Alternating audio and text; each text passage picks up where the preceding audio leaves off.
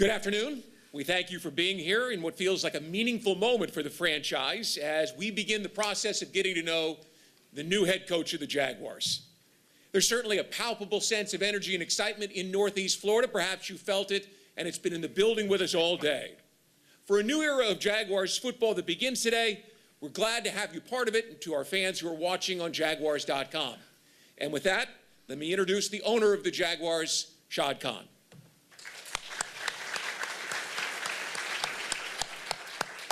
Thank you, and good afternoon, everyone. To the man of the hour, Liam, and his sons right there, Jackson Callahan, his dad, Tim, mother-in-law, Edna. It's my pleasure to welcome you all to Jacksonville, Florida. And to everyone watching online, thank you for joining. We're here today because we're coming off a very disappointing season.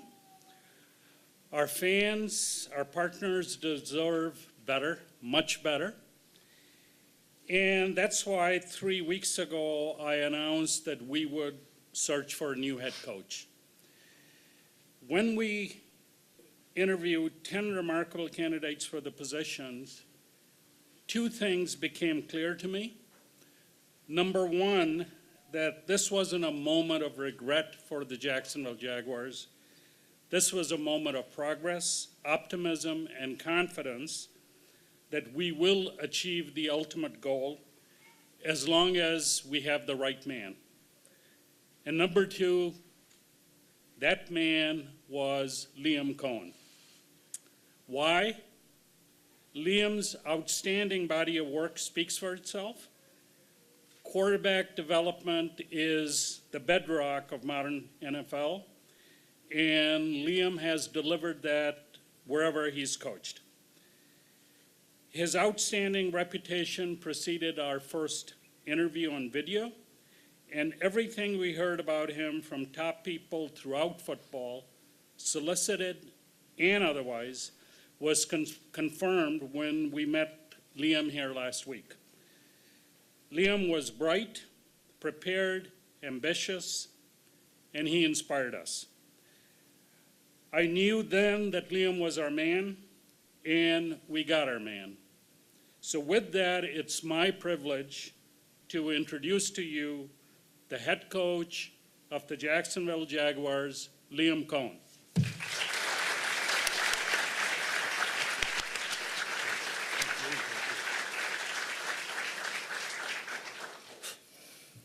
Thank you, Shad.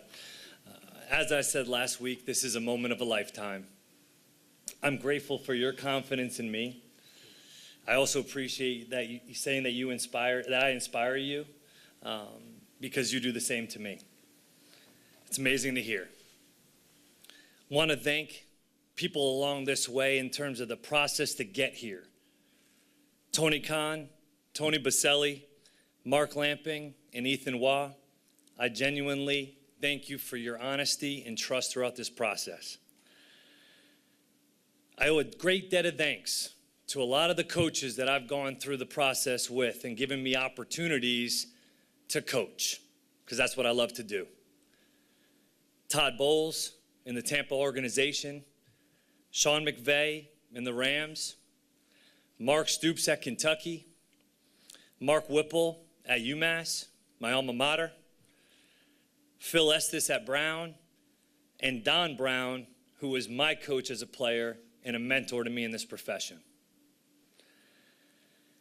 They were all great football minds, but one thing they had in common was leadership. And that's what this is all about. It takes complementary football at all three phases to be great. Offense, defense, and special teams. How do we want to play the game? And that's fast. Fundamentally sound, attacking, situational masters, and tough, both mentally and physically. You see players in the room right here, guys that I've had conversations with already. It will always be about you. Always. It is players over plays, How do we make this as much about the players and making this about bringing out the best in you? That's what this is about. Jacksonville, the community, Duval. How do we do this together? This has to be collaborative. I want it to be as collaborative as possible for us to go to the next level, take the next step, and for us to have found a home for the first time in a long time that we can maybe plant some roots and truly be in a community and a family that we love and trust. On to the theme of family. You're told at a young age when you meet the one and what that does for your life. And I met my one 5 years ago. Ashley, you have made me a better person every single day. And I would not be here without you. You make me better. You make us better. You will make Jacksonville better. I love you.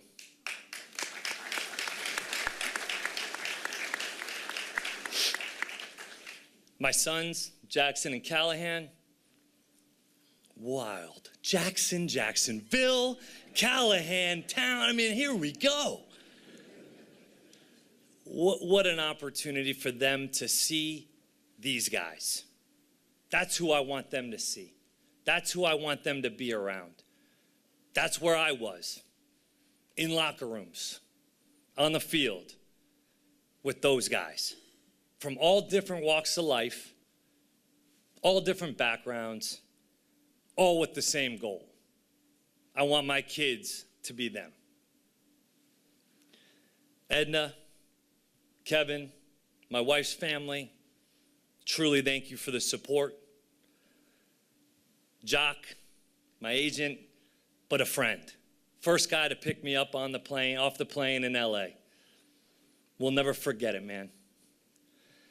And to my dad, my best friend, I was lucky enough as a kid to grow up and have my hero, the dream, and my best friend in the house.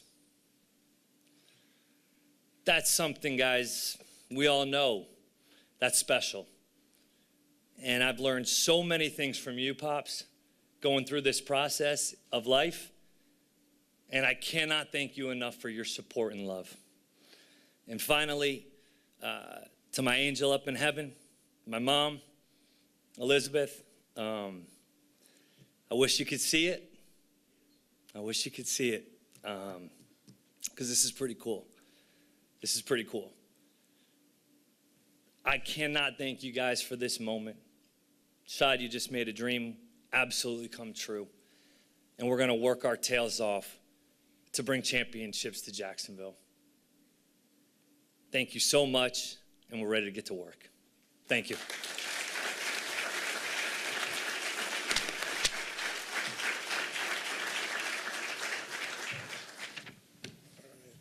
Thank you, gentlemen. Now we're going to open up the floor to questions from the media. We have microphones flanking both sides of the room, and we just ask that you identify yourselves and your media outlet before asking the question. And if you could be direct, clear who you're directing the question to, that would be helpful too. So why don't we begin? Who's got the first question today? Gene?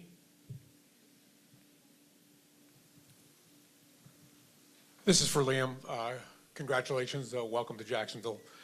Before I get to forward thinking about your opportunity here, could you just briefly go over, last week, a lot of reports that you were going to stay in Tampa for a substantial pay raise. Then you changed your mind, decided to interview here. Could you talk a little bit about what made you change your mind? And was there any, in any way, any misgivings in your mind about changing your mind, not about pursuing a head coaching opportunity? Thank you, Gene. Look, the opportunity to coach in Tampa was a phenomenal one, to get my feet wet in the NFL as the offensive coordinator, and I thank them so much for that opportunity. As you continue to do more research and gaining more information as you go, it started to become more clear with every hour that this was an opportunity that you just can't pass up for so many different reasons. And you ultimately want to do truly what's best for you and your family. And that's what this came down to. I will always love and remember those guys in Tampa. My players, those guys, love them to death. But this is an opportunity to also go and do it with some new guys, right? And to go reach and touch people, because that's what coaching and teaching is. And that's what this opportunity is all about. And extremely thankful for that. But head forward, head and eyes up, and we're moving forward. Just to be clear, did this have anything to do with the change in the front office structure? This was completely about an opportunity to work for an owner and a group of people with a group of players that needed some help. And that's what coaching is, right? That's what coaching is all about, is trying to go help people and be around people. So, no, that was not the factor. Okay. One more. Beyond the opportunity to develop a quarterback like Trevor, Yeah. what is it most that excites you about this opportunity? Right. You see this place. Look at this right now, right? Look at this. The community, what we're doing in the future, the opportunity to be a part of something different, right? Let's be honest, this is different. That's awesome. That's exciting for me and for my family, to truly be a part of something different, to go impact and influence football players and people and staff. That's what this is all about. It's about trying to be a part of change and improvement and try to go do something different and win, right? Winning cures a lot. Winning cures a lot, and that's the goal. Okay, we're going to go over here on the right. Rick Ballou, please. Liam, welcome to Duval. Rick Ballou with 92.5 FM and 1010 XL. Been a lot of speculation, but we haven't heard it from you. You will be calling offensive plays. Yes, Rick, absolutely. We'll be calling football plays. How important is it for stability now with Trevor? This will be the fourth different play caller as he gets ready for his fifth year. With just a perfect scenario for you as far as, what you've seen so far in his 4 years and where you believe you can take him. I was telling Trevor this the other day, that I've watched him play, live as a freshman in high school.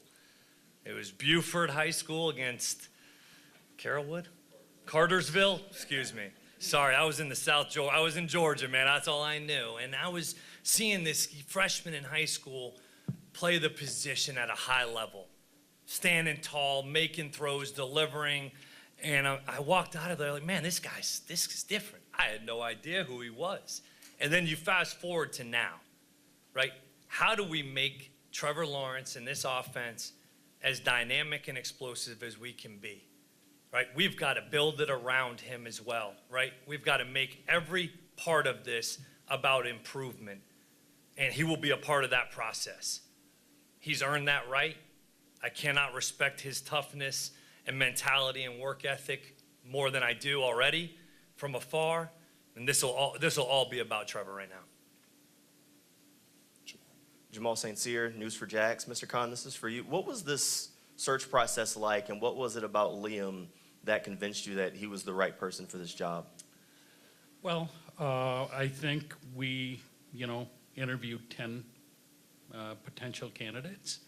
And I think with the lack of success we've had here, certainly over the last year and a half, it's a chance for reflection from me. I think what was the fundamental thing that we need to address? And the number one thing, obviously, is the quarterback position. And our commitment to Trevor, I think it's well known. And we believe in him, so it started with that. And that was the fundamental question, really, to all the candidates. How would they do it? And after we got done with that, it was very evident to me that Liam was the guy. And, I'd never met Liam till the process started, but I'd heard about him quite a bit over the last year from really, as I said, solicited and unsolicited. NFL has several events, and, I've been to them. The topic comes up, and his name was prominently mentioned. So I really wanted to make sure that he was part of the 10, and as we went through the process, I mean, it was, absolutely compelling. He's the right guy for us. And can you take us through how everything kind of came together last week? Because it seems like it may have been a bit of a whirlwind of a couple of days. Well, it's very quick. He's our guy, and, we got him. Simple as that. Okay, let's go to Demetrius, if we could get him the mic. Demetrius Harvey with the Florida Times Union. Liam, you were able to be here in Jacksonville during training camp, during joint practices. I'm curious what you were able to learn about maybe the team a little bit, and then obviously the facility and all that. Yeah, great question, Demetrius. That was a huge opportunity for me to see this. I walked through these halls, and I'm like, oh my, this place is awesome. And you start to see it, and then during the course of practice, those few days, you're obviously competing against the defense on one side of the field, and I kept hearing oohs and ahs on the other side. And you go back and watch the tape, and you see them throwing the football, and BTJ going down the field, and these guys making plays, and that was cool to see. I got an opportunity to talk to Josh Hines Allen that day. I got an opportunity to talk to Luke Fortner that day, guys that I had a relationship with, if you will.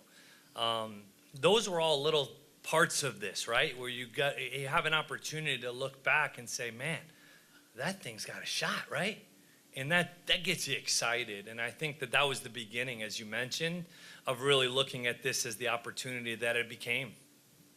I'm curious too, you sort of touched on it, but just from what you've seen from afar about Trevor and the rest of the team, what do you sort of make of it, heading into this sort of new chapter?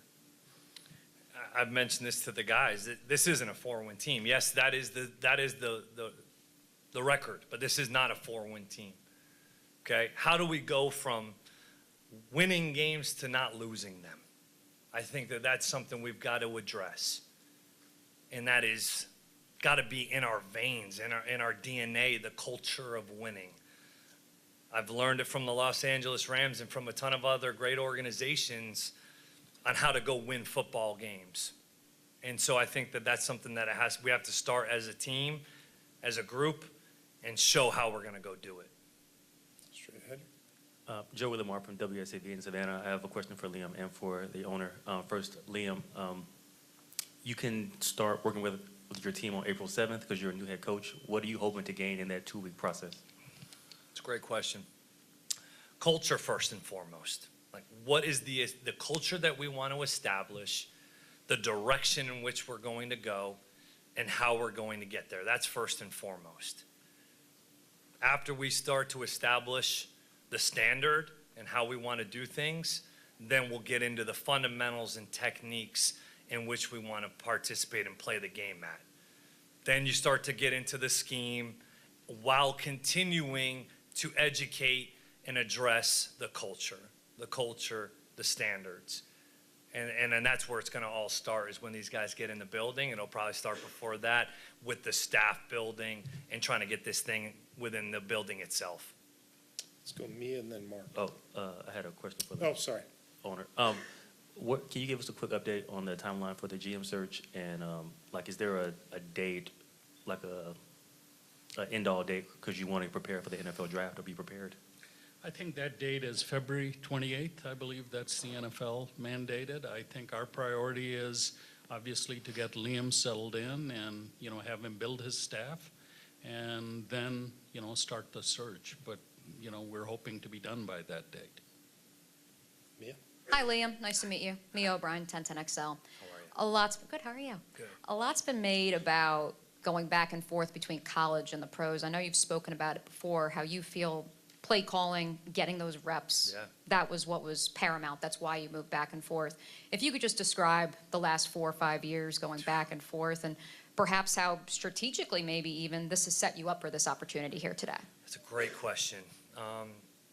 The foundation of my career started in college, in locker rooms in Maine and Brown and UMass, places that, let's be honest, don't have a ton of resources. So you learn kind of your DNA as a coach in some of those places, right? And then in the last few years, you get an opportunity to go coach in the National Football League, which has been the dream. then you go make a decision that ultimately was a little dicey at the time, I'll be honest. You go back to a place where you just had success and had a great opportunity to be at, but that was all done to go call plays again, right? And that was the experience that I kind of missed that year in LA. Knew why I was going to take that job, but ultimately probably underestimated some of the leadership that goes with calling plays and truly running the show on offense. Things have changed in the landscape of college football, right? We all know that. And when you start to have a young family, things change. Your priorities change. And the National Football League does provide a little bit more of an opportunity to be a father and a husband and a friend. And that's kind of why we've done the back and forth for the last few years. But I'll be in the NFL hopefully for a while. And one more just from me. Shad, at what point during the search did it become apparent that there needed to be a parting of ways with Trent and the organization? Well, after the 10 video interviews were done and we were ready that was a transition point for me to reflect and what was the right thing for the organization, and that's when I decided that it was time for a change. Okay, Mark, please. Mark Long with AP. Shad, you were so matter-of-fact saying he's our guy and we got our guy, but there had to be some work on your end that last Wednesday. Trent's out, and I assume you got on the phone with Liam and convinced him to change his mind and get back to Jacksonville and let's get this done? Mark, one thing that was different about this search, that I was directly involved with the candidates and their representatives, okay? So, I was involved with all of them. But him specifically, how did you get that? He was going back to Tampa. How did you get him on Wednesday night on the phone to change his mind and get back here Thursday? And does that say a lot about your conviction that he was that? I mean, I believe that, yes. I believe he's the right person, and as I said earlier, I mean, I'd heard a lot about him, and then to get to meet him on video, and why this I felt was just a great fit, the Jaguars and Liam, modern football, and so, that's how things went. Dan, why don't you go ahead, please? Dan Hicken, 1010XL and CBS. Mr. Coen, Liam, welcome to Jacksonville. Shad, I'll start with you. As you formed this front office, reports that you used, Tony Baselli helped you out in the coach's search with you in the forefront. Is there a role for Tony going forward in the front office or no? Well, we are going to have a position, and, we're checking with the league what the rules are, what we have to follow, and, and then we'll take it from there. Okay. And Liam, real quick, welcome to Jacksonville. Just want to know how you were able to take a ground game that struggled in Tampa, 80 yards a game, 88 yards a game, and make it one of the best in the NFL in 1 year. It's a great question. I think those guys that first started with their willingness and openness and a little bit of humility to not want to be at the bottom anymore. I mean, that was the reality, right? The previous 2 years, those guys, they wanted more from themselves. They wanted a different respect level around their peers and around the NFL. And so all we did was come in with the mindset of it takes all 11. It takes all 11 to get better in the run game. Mike Evans, Hall of Famer, digging out support on the front side of runs, selflessness, quarterback being involved, everybody being involved, and you started to show them examples of that, whether it's in LA, Minnesota, whatever it is, Green Bay, a ton of different places run a similar system and have had similar success running the football, which now also helps the pass game, the defense, the special teams. And so I think the buy-in was pretty quick, but those guys knew it had to happen. Okay, D-Rock, please. Mike DeRocco with ESPN. Liam, who has sort of been the people that have really influenced you in the way you call plays, the way you kind of design your offense? And, obviously you work with Sean McVay, so would you consider yourself part of the Sean McVay tree? Definitely. Yeah, I think it starts off with him. My dad right here, in terms of the mindset, he was a play caller. He was an offensive, designer, and he always instilled the players over plays mentality. And then you go to Brown with Phil Estes, to UMass with Mark Whipple, and then continue to go. And then, I think getting to the Rams and with Sean, that was where I learned truly the game, I think, in a lot of ways, right? Got my, if you will, PhD in coaching and learned at a different level. To be around him, the Kevin O'Connells, the Zach Taylors, those guys, the Matt LaFleurs, to be around them, to see how they operated, this is the way I would like to do things. You're always going to have your own twist on it. But I'm proud to say I'm in the Sean McVay tree. Thanks for your patience, Brent. Brent Martineau from CBS 47, Fox 30, Action Sports Shack. Shad, just begin with you. Do you regret 3 weeks ago not hitting the reset button with front office and coach? And over these last 3 weeks, have you learned something different in this process maybe than previous processes? You know, my goal is to do the right thing for the team. And, you know, I believe I'm doing that. Have you learned anything in this process? Every day versus- is learning, okay? If you're not learning, you're dying. So life for me is about continuous improvement and continuous learning, okay? I've learned a lot today, okay? Me too. Okay, Liam, good. welcome. Oh, good. So it's please throw some easy questions like that, okay? Liam, welcome to Jacksonville. How much does what is ahead factor into how you viewed this? Because obviously you have this year, but it's a limited capacity inside the stadium in 26, no home games in 27, new stadium in 28. Was that a part of the equation for you when you're looking at this job? I've actually looked at that as an exciting part of this, honestly. You know, my wife, been in the military, born in the Philippines, moved all over her childhood. I've moved around a lot throughout this process and throughout my career here. So we're kind of used to that, honestly. We embrace that.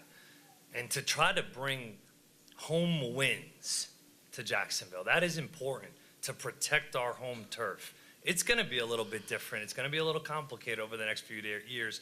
But if we don't embrace that, then we have no shot, right? If we can go start to build something that people are really proud of over these next 2 years, in year 3, wherever we're playing, we want people to come. And then to go into this next one that we're coming into, I mean, sky's the limit. So that's something that we're excited about. Is that a mentality, by the way, to embrace even the London games? And how much do you embrace the idea where this team has played and at times played well over there? My wife's favorite city. You know, it's a great place. It's something cool, unique, different that ultimately, like I mentioned before, that you want to be a part of. You want to be a part of change. You want to be a part of something unique. And that's what this opportunity does present. It isn't the norm.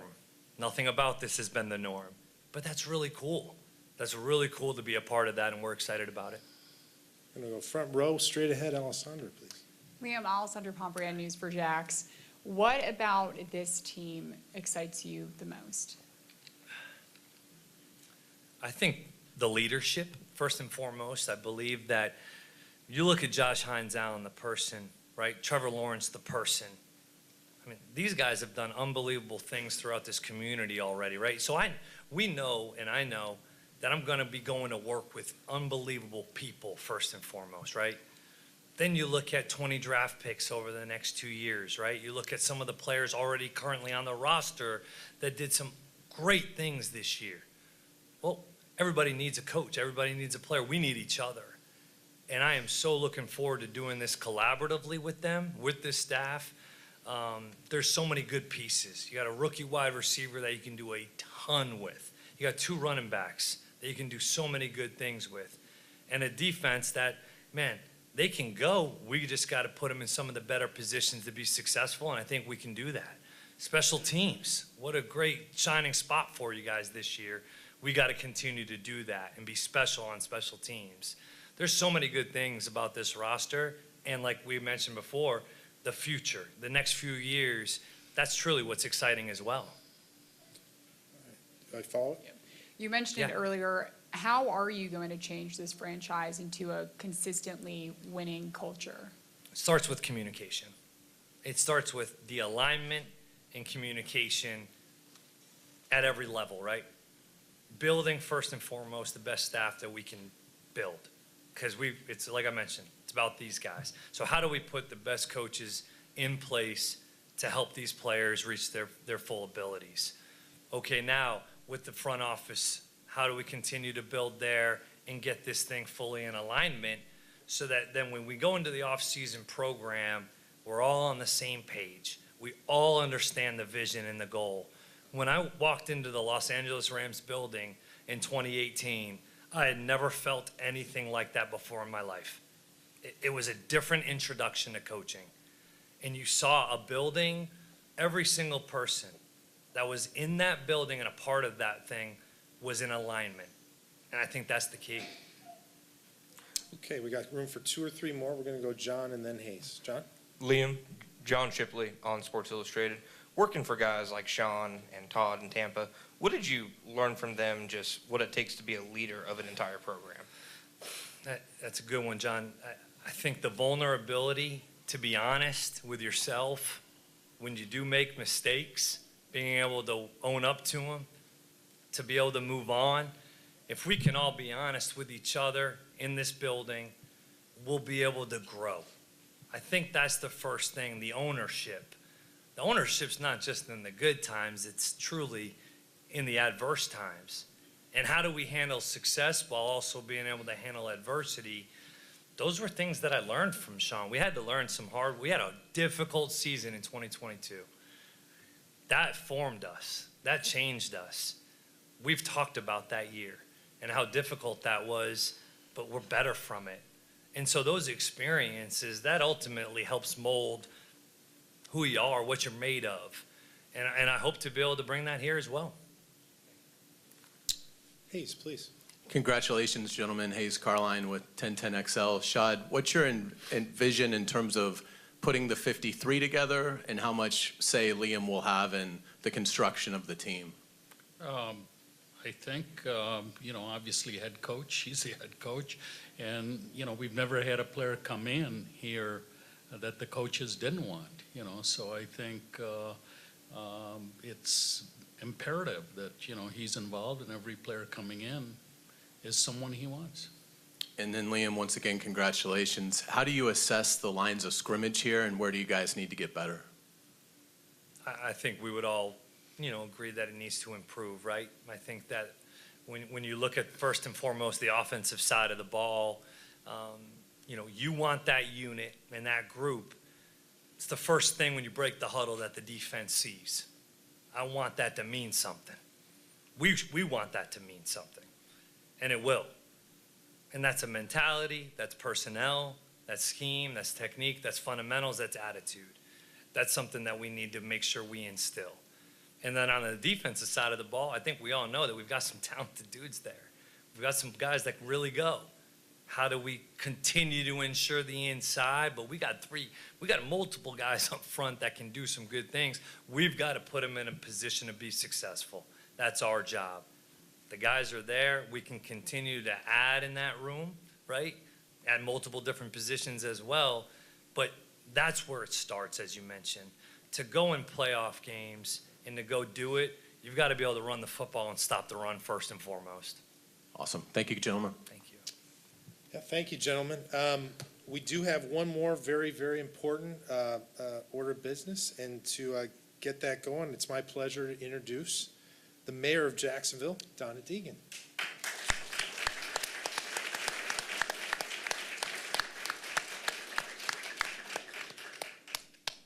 Thank you. Thank you so much. What a wonderful day for Jacksonville. This is all about Jacksonville's future, Coach, and we're excited to have you here. But I would be remiss if I didn't mention something really important about Jacksonville's past. As I was walking in this afternoon, Mark told me that we lost Betty Petway today. And Betty and Tom Petway were two of the driving forces behind the fact that we even have a Jacksonville Jaguars team to talk about today. So as somebody who has loved this team since before we learned we had it, I'll say Godspeed to Betty and to Coach on behalf of the entire city. every resident here and Jaguar fans everywhere. We welcome you to Jacksonville. I would say that, it really was wonderful to meet Ashley and your beautiful children. Truly, Jackson and Callahan. Fate, you think, Shot, or perhaps Kismet? You took my joke. I had to do something with it. But seriously, this partnership is so important to the city of Jacksonville. We love this city with all our hearts. And Ashley, I look forward to the next time, maybe a year from now, when your husband is talking about your favorite city. He says, Jacksonville. Jacksonville is her favorite city. We love this city with all our hearts, and we couldn't be more thrilled to have you here and welcome you to our community. You're going to love the people here, and we're going to love you. Thank you so much. Thank you.